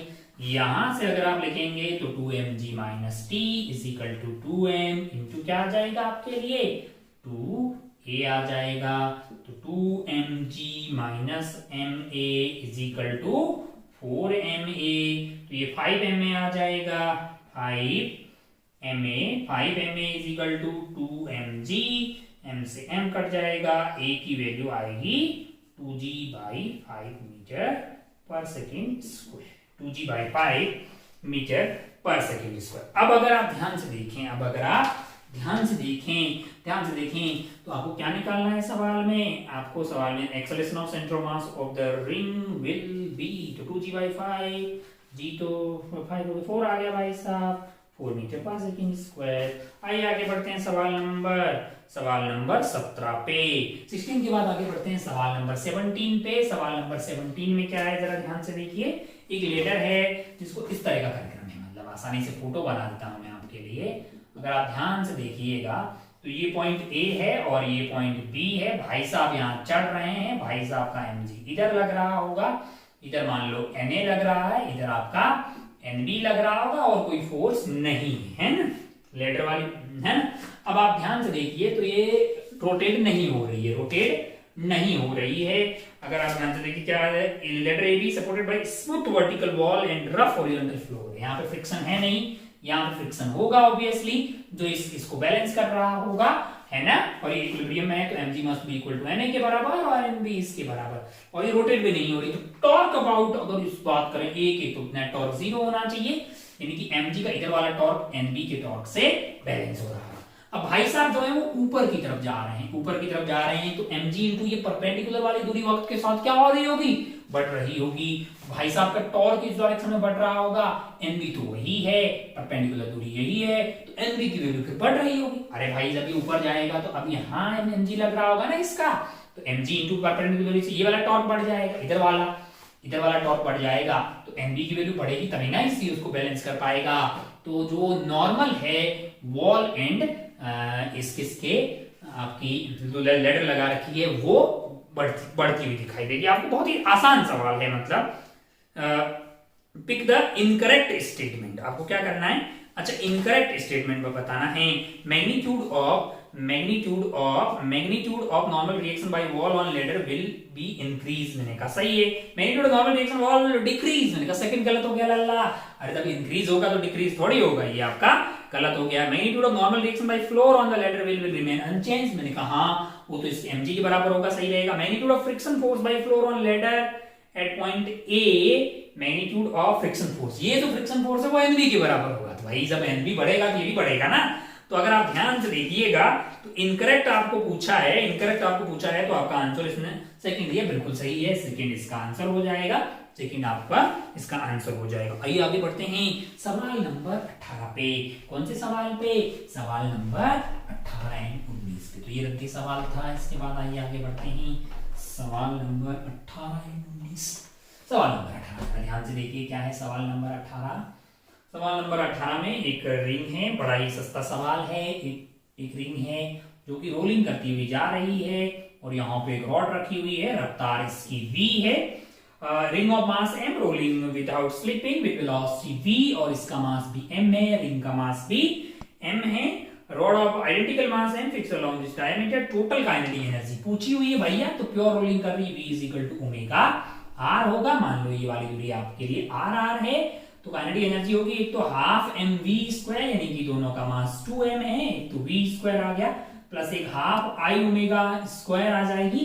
तो एक तो आपका हो जाएगा रिंग है तो एम आर स्क्वायर आ गया, और दूसरा आपका क्या है, ये रॉड टाइप के बिहेव करेगी और उसकी टोटल लेंथ कितनी होगी 2r होगी, और उसका सेंटर ऑफ मास यहाँ पे है, तो m l स्क्वायर, l की वैल्यू क्या होगी 2m l स्क्वायर बाई 12 है, m l स्क्वायर बाई 12 है इंटू ओमेगा है, और ओमेगा को अपन v बाई r लिख सकते हैं। अब रोटेशनल और ट्रांसलेशनल दोनों काइनेटिक एनर्जी का सम कर दिया है, तो ये आपका टोटल k जो है k टोटल आ रहा होगा mv square plus 1/2 mr square plus ये कितना हो गया है 4/3 यानी mr स्क्वायर बाई 4 है, ये 3 हो जाएगा, 3 उधर चला जाएगा तो 3 प्लस 1 इज 4/3, ये 4/3 आ जाएगा और ये v बाई r आ जाएगा।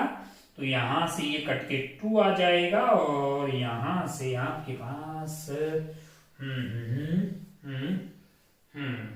हाफ आई ओमेगा स्क्वायर, तो यहां से v square by R square भी तो रहेगा, आर स्क्वायर से आर स्क्वायर कट जाएगा, तो यहां से mv स्क्वायर और 2 और क्या है 2mv स्क्वायर बाई 3 बचा ना, हाँ तो 3 और 2 5mv स्क्वायर बाई 3 आ रहा है क्या, हाँ 5mv स्क्वायर बाई 3 आ गया। कैलकुलेशन आप देख लें 5mv स्क्वायर बटा 3 आपको 3 वाले आंसर में आता हुआ दिखाई दे जाएगा। आइए आगे बढ़ते हैं सवाल नंबर 19 पे। क्या है सवाल number 19, A solid cylinder is rolling down an inclined plane without slipping. Which of the following is correct? Correct option बताना है, ध्यान पढ़ते रहिएगा भाई साहब। अब आप ध्यान से देखिए, आप जानते हैं सॉलिड सिलेंडर है, जैसे भी ऐसे रोलिंग कर नीचे, अगर आप ध्यान से देखिए नीचे इसकी एक्सेलरेशन बढ़ रही होगी, प्योर रोलिंग कर रहा है, a is equal to alpha r है, अगर a बढ़ रहा होगा अल्फा भी बढ़ रहा होगा, इसका मतलब कोई टॉर्क लगा रहा होगा, और mg यहीं से पास हो रहा है, नॉर्मल यहीं से पास होगा, इसका मतलब वो फ्रिक्शन ही होगा, है ना। ये आपका ऐसा है, अल्फा ऐसा होगा, अल्फा अगर ऐसा होगा तो वो फ्रिक्शन ही, तो इस फ्रिक्शन जो है वो इस अल्फा को बढ़ा रहा होगा, और ए जो है वो mg sin थीटा की वजह से, mg sin theta minus friction is equal to m into a आ जाएगा, f इंटू आर, ये मतलब friction into r is equal to I alpha आ जाएगा। ऐसे खूब सारे सवाल हमने किए हैं, तो ये तो रद्दी सवाल है, जस्ट ऑप्शन देख लेते हैं। बोल रहा है कि भैया ऑप्शंस देख लेते हैं कहां गया है। बोल रहा है कि friction force is dissipative, friction force is necessarily hinder, friction force will support rotation but hinder translation, है ना। अच्छा नेट वर्क डन क्या आएगा, फ्रिक्शन का 0 आएगा, क्योंकि एक वर्क डन पॉजिटिव आएगा, घुमाने का पॉजिटिव आएगा, चलाने का नेगेटिव आएगा, ये हमने पहले ही पता है। फिक्स सरफेस के ऊपर अगर बॉडी प्योर रोटेशनल मोशन कर रही तो वर्क डन टोटल यानी चलाने का प्लस घुमाने का, translational and rotational total work done 0 आ जाएगा। तो रोटेशन को सपोर्ट कर रहा है, ट्रांसलेशन का अपोज कर रहा है, यानी थर्ड वाला ऑप्शन बिल्कुल सही है। Friction force is increase if theta is reduced है, बिल्कुल गलत है, थर्ड वाला आपके लिए बिल्कुल सही आ जाएगा, है ना। बहुत बढ़िया, बहुत शानदार, ओ हो। आइए आगे बढ़ते हैं सवाल नंबर 20 की तरफ।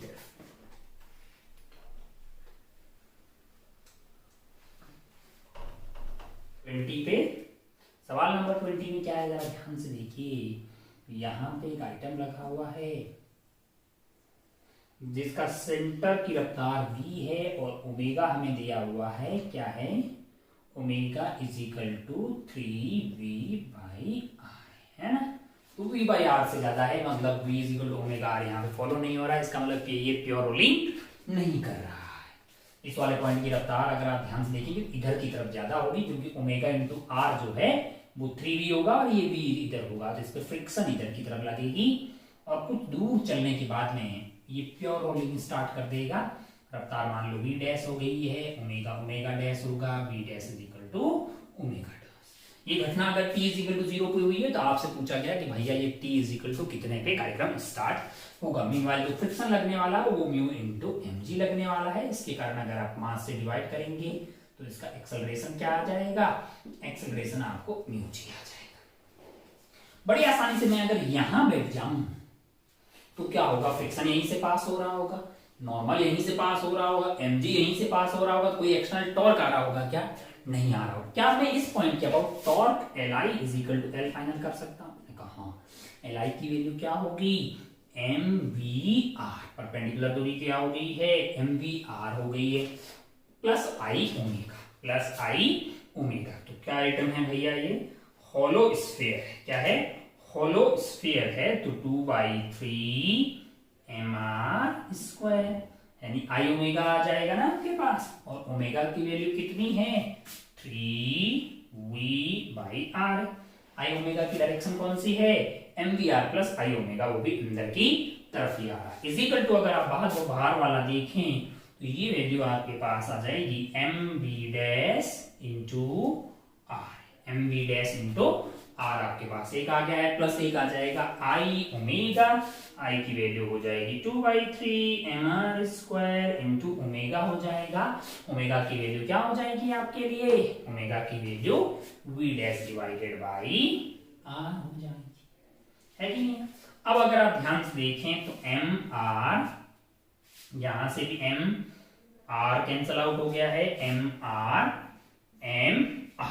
वो कैंसल आउट हो गया है, यहां से क्या बचा है, v प्लस 3 से 3 कैंसल आउट हो गया है, plus 2v is equal to v dash plus कितना आ गया है, 2/3v डैश, तो 3 और 2 हो जाएगा 5v डैश बाई 3 आ रहा है, और ये आइटम की कितना हो गया, 3v is equal to 5v dash by 3। तो यहां से v डैश की वैल्यू क्या आ रही है, 9v/5, 9v/5। अच्छा भाई सब बहुत बढ़िया, बहुत शानदार।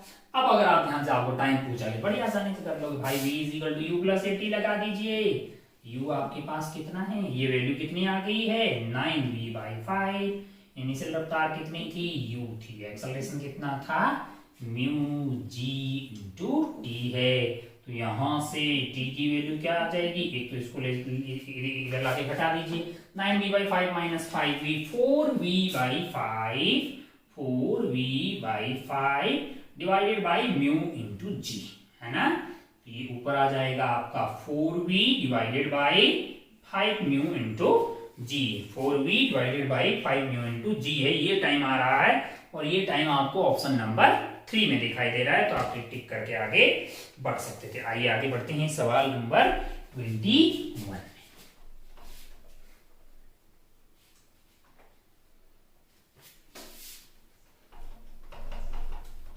देखिए जरा 21 क्या है, सवाल नंबर 21।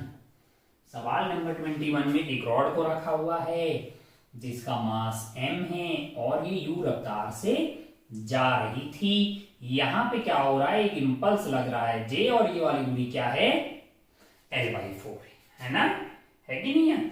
अच्छा भाई साहब, तो अगर आप लीनियर इंपल्स j लग रहा है, बाद में मान लीजिए कि इसकी रफ्तार क्या हो गई है, इसकी रफ्तार हो गई है v, और ये ओमेगा से घूमने लग गया, तो मैंने इंपल्स की वैल्यू लिखी, impulse is equal to p final minus p initial, यानी कि mv माइनस u आ गया, है कि नहीं यार, अरे m इंटू वी, सॉरी p फाइनल आ गया, p इनिशियल ऑलरेडी इसका m इंटू u था।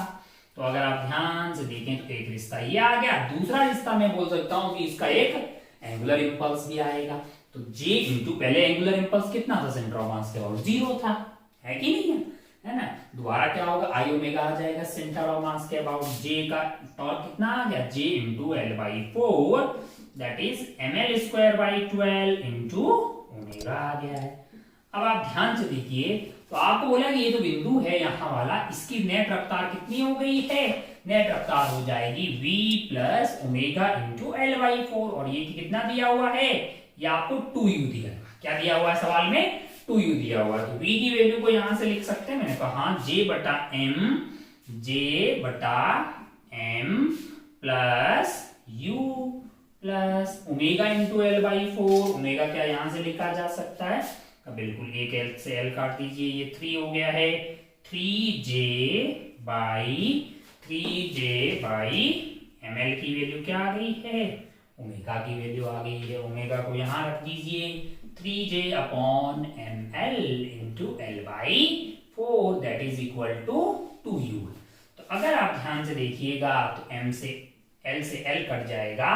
तो अगर आप ध्यान से देखिए तो यहां से आपके पास J बटा M आ रहा है और यहां से क्या आ रहा है 3J बाई 4M है, that is equal to U आ गया है। तो अगर आप ध्यान से देखिएगा एलसीएम ले लीजिए, ये आपका 4M आ गया है, तो ये 4 प्लस 3 यानी कि 7J is equal to U आ गया है। आपको निकालना क्या है भाई साहब, आपको निकालना है then the velocity of centre of mass will be, यानी कि U मिल गया है, तो मतलब velocity of centre of mass यानी कि V निकालना है क्या, हाँ V की वैल्यू क्या होगी, V की वैल्यू अगर आप ध्यान से देखें यहां से निकाल सकते हैं। V की वैल्यू आपके लिए क्या थी, V की वैल्यू थी आपके लिए J बटा M प्लस U थी, है ना, J बटा M प्लस U थी।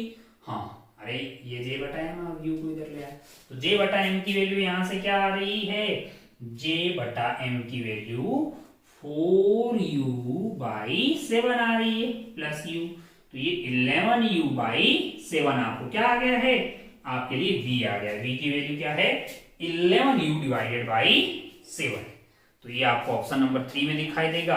आप लिख करके आगे बढ़ सकते थे, कुछ नहीं है, इम्पल्स का इक्वेशन लिखा है और एक एंगुलर इम्पल्स का इक्वेशन लिखा है। 22 वाले को यही बता देते हैं, लल्लू सा है। अगर आप ध्यान से देखिएगा तो पहला वाला ऐसा है कि भैया पहला वाला जो है वो पीक से दूर है और दूसरा वाला पीक से पास में है, मतलब इस तरह का कर्व है। तो अगर आप ध्यान से देखिए एक साइड में नंबर ऑफ रीडिंग है, दूसरी साइड वोल्टेज है। तो पहले वाले ग्राफ में अगर आप ध्यान से देखिएगा तो वोल्ट मीटर ए का जो रीडिंग है मतलब वीटी जो ट्रू वैल्यू है ना, उसके आसपास मेजॉरिटी ऑफ रीडिंग्स उसके आसपास है। दूसरे वाले में अगर आप देखेंगे तो पीक वैल्यू के ज्यादा पास में, तो अगर देखा जाए तो वोल्ट मीटर जो सेकंड है वो ज्यादा एक्यूरेट है क्योंकि उसकी पीक वैल्यू उसके ज्यादा पास आ रही है, लेकिन जो वैल्यू है उसके आसपास मतलब ज्यादा दूर वैल्यू नहीं है किसकी, पहले वाले केस में, यानी कि उसकी रीडिंग ज्यादा एक्यूरेट नहीं है लेकिन ज्यादा प्रिसाइज आपको आती हुई दिखाई देगी। तो अगर आप ध्यान से देखिएगा तो 22 तो ये बहुत ही मतलब इसको कुछ एक्सप्लेन करने की जरूरत नहीं है।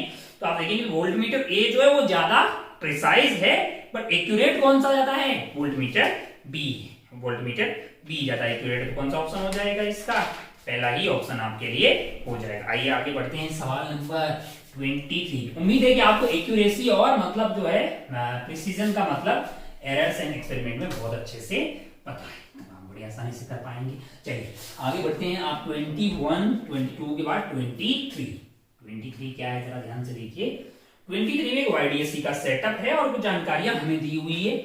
बड़ा आसान सवाल है। बीटा क्या है आपके लिए, lambda D by D. Lambda चाहिए तो आपको क्या करना पड़ेगा, beta into D divided by D.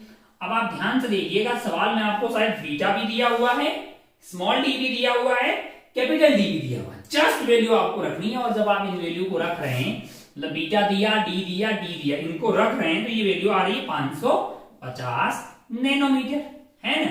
अब आपको क्या करना है, डेल्टा लैम्डा निकालना है। तो आप जानते हैं ना लैम्डा इज इक्वल टू इस पर्टिकुलर केस में delta beta by beta plus delta D by D. Minus आएगा लेकिन एरर के केस में हम प्लस ले लेते हैं, डेल्टा डी बाई डी है।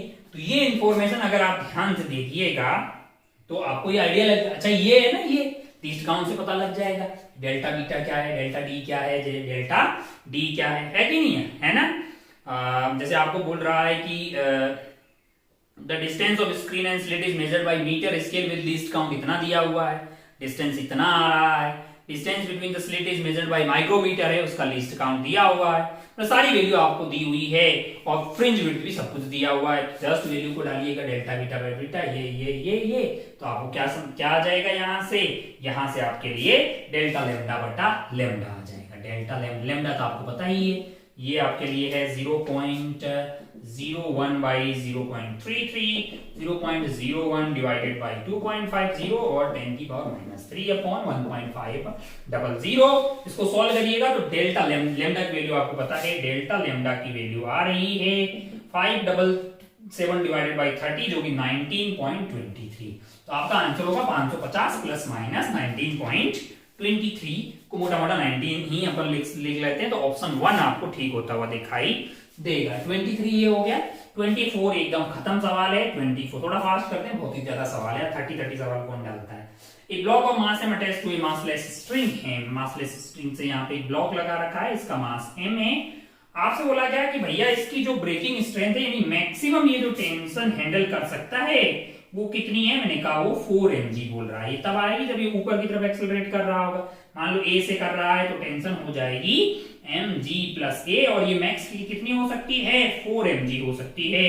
तो यहां से अगर आप ध्यान से देखिए तो a की वैल्यू आपके लिए कितनी आ जाएगी 3g आ जाएगी। अपवर्ड कितनी आ रही है 3g आ रही है। और डाउनवर्ड की अगर बात करेंगे तो टेंशन मिनिमम क्या हो सकती है 0 हो सकती है। मिनिमम 0 होगी तो क्या होगा g minus a is equal to 0, तो a की वैल्यू g हो सकती है डाउनवर्ड। तो 3g 0 जो है मतलब टेंशन की वैल्यू मिनिमम 0 मैक्सिमम 4 mg मान के आप निकाल लीजिए। ये बहुत ही मेडिकल से लेवल से भी बोर्ड लेवल का सवाल। थर्ड हो गया है 24 हो गया भाई साहब। 24 के बाद अगर आप 25 में जाएंगे तो 25 भी ऐसा ही है। 25 में क्या हो रहा है बॉल जाके टकरा रही है यहाँ पे और स्पीड उसकी आधी हो जा रही है। टकराने के बाद क्या हो रहा है स्पीड आधी हो रही। तो अगर आप xt करो देखेंगे तो उसकी स्लोप क्या होनी चाहिए भाई, उसकी स्लोप का मैग्नीट्यूड ही तो आपको स्पीड दे रहा है ना। और मतलब एक और डायरेक्शन उसकी चेंज हो रही है तो स्लोप का मतलब प्लस माइनस भी चेंज हो रहा है, एक बार प्लस एक बार माइनस, और वो स्लोप वक्त के साथ में उसका मैग्नीट्यूड क्या भाई xt कर्व का स्लोप का मैग्नीट्यूड ही तो बेसिकली स्पीड है ना। तो अगर आप ध्यान से देखिएगा और x वही पूरा मतलब दो एंड के बीच की दूरी पूरी कर रहा है। तो पहले वाले ग्राफ में तो भाई साहब वो ऐसे ही फैल जा रहा है। कैसे फैल जा रहा है वो ऐसे जाके फिर अभी x ही कम कर रहा है जो कि पॉसिबल नहीं है। मतलब जाके तो टकरा तो रहा है दीवार दोनों से, पहला गलत हो गया। फोर्थ वाले में तो भाई इसने ऐसा कर्व बना रखा है, कैसा इस तरह का। क्यों भाई बीच में xt कर्व की स्लोप तो आपको स्पीड मतलब उसका वेलोसिटी दे रहा है, वो थोड़ी दो टक्कर के बीच में थोड़ी चेंज हो रही है, तो ये गलत हो गया है। अब बचा सेकंड और थर्ड। थर्ड में आप देखिएगा तो थर्ड में हर बार जो है इसकी स्लोप सेम मतलब स्पीड सेम है जो कि गलत हो गया है। स्लोप आपकी कम होनी चाहिए, स्लोप क्या होनी चाहिए कम होनी चाहिए, जो कि आपको सेकंड वाले ऑप्शन में मिलेगा। सेकंड वाले में आप ऐसे देखेंगे धीरे धीरे लाइंस की स्लोप कम होती हुई दिखाई दे रही है, इसका मतलब स्पीड कम होती हुई दिखाई दे रही है। तो 25 का आपका ये आंसर क्या होने वाला है 2 होने वाला है। जस्ट आपको देखना है कि स्लोप जो है वो कम होना चाहिए। आइए आगे बढ़ते हैं सवाल नंबर 26 हो जाओ लाला क्लियर हो जाओ यार।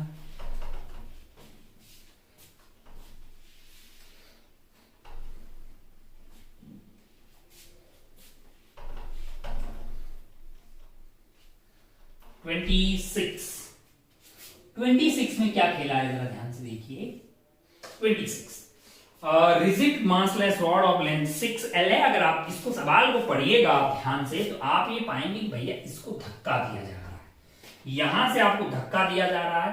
तो ऑब्वियसली अगर आप ध्यान से देखिएगा तो ये जो है इसको ऐसे दबाएंगे कि ये ऊपर जाएगा, तो ये आपको क्या कर रहा होगा ये ऐसे प्रेस कर रहा होगा, और इसको धक्का दोगे यहां से नीचे आने की कोशिश कर रहा होगा। ये कार्यक्रम पूरा ऐसा होने की कोशिश हो रही होगी है ना, तो ये आइटम नीचे आने की कोशिश हो रहा होगा, इसमें ऐसे एलोंगेशन टाइप का हो रहा होगा, तो ये भी वापस खींच रहा होगा है ना, और ये प्रेस कर रहा होगा।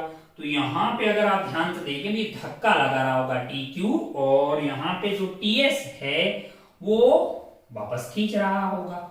और ये आपका भाई साहब कितने फोर्स लगा रहे हैं F लगा रहे हैं, और ये आपका 4L है दूरी, और ये वाली क्या है 2L है। और आपको क्या इसमें इलोंगेशन पूछा है ना, और दिया क्या हुआ है इसका क्रॉस सेक्शन एरिया 2A है, और यंग्स मॉडुलस 2y दिया हुआ है, और 3L/2 इसका लेंथ है। बहुत ही लल्लू है भैया। अपना अल्टीमेटली मतलब है कि इसका फोर्स निकाल दे। क्या निकाल दे अपन इसका फोर्स निकाल दे तो बहुत ही बढ़िया हो जाए। हम तो यहाँ से टॉर्क लिख दे रहे हैं है ना, कहां से टॉर्क लिखे यहाँ से लिख दे या कहीं से भी लिख दे। एक बात बताइए आप तो ये बताइए भैया कि मतलब जो है TQ मतलब ऐसे फोर्स लग रहा है इसमें धक्का plus F must be equal to TS होना चाहिए। बाकी आप यहां से टॉर्क लिख दीजिएगा, तो ये ऐसे घुमाने की कोशिश कर रहा है वो ऐसे कर रहा है, तो आप TQ into 2L must be equal to F into 4L है। तो ये कार्यक्रम जो हो गया है, तो TQ की वैल्यू क्या आ गई है यहाँ से 2F आ गई है। 2F अगर TQ की वैल्यू आ गई तो TS की वैल्यू यहां से 2F प्लस F यानी कि 3F आ गई है। अब अगर ये 3F हो गया लाला तो अपन तो जानते हैं ना कि F बटा A डेल्टा L बटा L is equal to Young's modulus delta L चाहिए तो FL अपॉन AY कर देते हैं। F जो है वो रिस्टोरिंग फोर्स होता है जो कि यहाँ पे 3F है। 3f है। और लेंथ कितना है इसका, लेंथ इसका खुद ही कितना है 3l/2 है। एरिया ऑफ क्रॉस सेक्शन कितना दिया हुआ है 2a दिया हुआ है। और यंग्स मॉडुलस कितना दिया हुआ है 2y दिया हुआ है।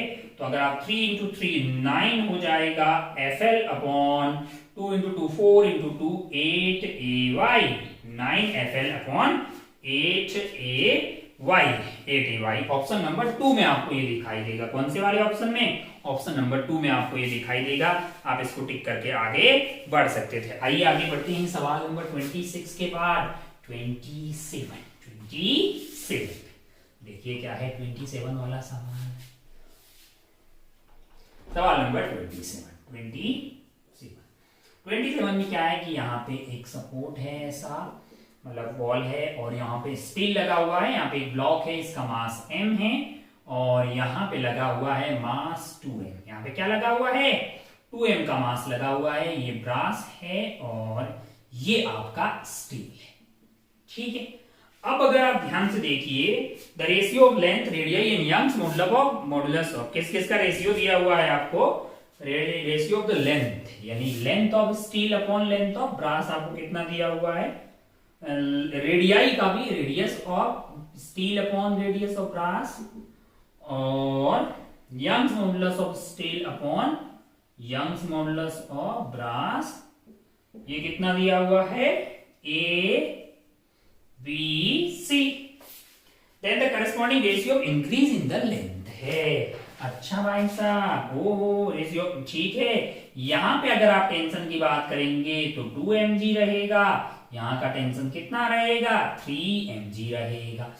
F/A delta L/L is equal to Young's modulus delta L/FL/AY हो जाएगा। तो delta L of steel divided by delta L of brass अगर आपको देखना होगा, F1/F2 है, तो F1 आपके लिए 3mg/2mg, 3mg/2mg को तो 3/2 आ जाएगा, इनटू लेंथ वाइज अगर आप देखा जाएगा तो ये वैल्यू a आ जाएगी, डिवाइडेड बाई एरिया है, तो एरिया जो होगा वो area directly proportional to radius का स्क्वायर होगा। तो इसका इन दोनों का स्क्वायर करेंगे तो आइटम हमको लगता है b² आ जाएगा। और यंग्स मॉडुलस आपके लिए क्या है, इनका रेशियो तो आपको c दिया हुआ है, तो ये c आ गया। हमको तो लगता है कि ये 3a/2b²c हो जाएगा। 3a/2b²c आपको option number 2b²c option number 2 में दिखाई देगा। आप टिक करके आगे बढ़ सकते थे।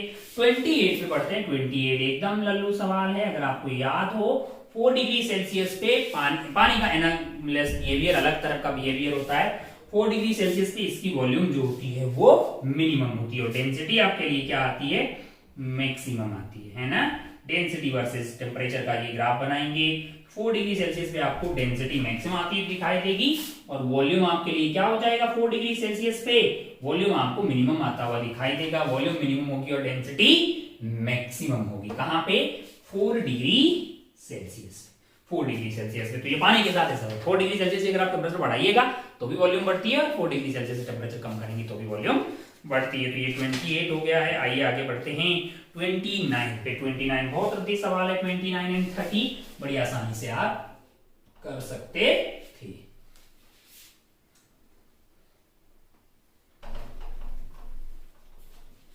चलिए 27 हो गया है।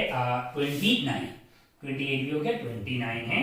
यहाँ पे फोर्स आपको F is equal to kx² आ रहा है, तो वर्क डन होगा F into kx² into dx into बीच का एंगल cos 60 डिग्री दिया गया है। क्या एंगल 60 डिग्री दिया गया है। cos 60 degree is √3/2। इंटीग्रेशन कर देंगे लाला तो टोटल वर्क डन मिल जाएगा। x की वैल्यू कहां से कहां तक जा रही है 2 से लेके 3 तक है ना। F इंटू dx मतलब डिस्प्लेसमेंट इंटू बीच का एंगल cos 60 डिग्री।